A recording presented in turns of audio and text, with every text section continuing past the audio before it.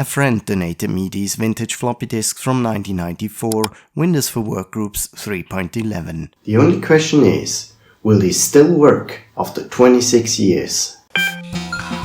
Retrocomputing is the use of older computer hardware and software in modern times. I'm the Vintage Collector and these are my stories. So here I have a vintage IBM ThinkPad 755C from June 1994 that I'm currently restoring.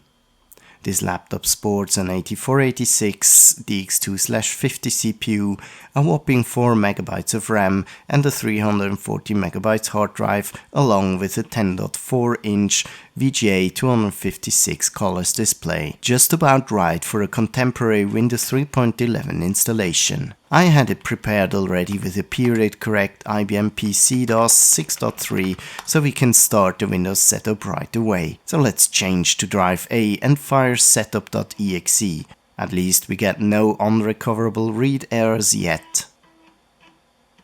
And here it is, the old-fashioned white on blue setup screen that was common to all Microsoft OS products during the 90s and even up to Windows XP.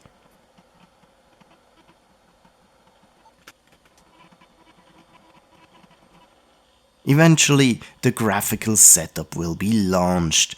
Here we get some eye candy. Setup will try to detect my network hardware, which is not installed, hence we'll end up with the registration screen. Let's register this Windows version to the Vintage Collector and go ahead. As you see, there's literally not too many questions asked. The copying process gets right into action.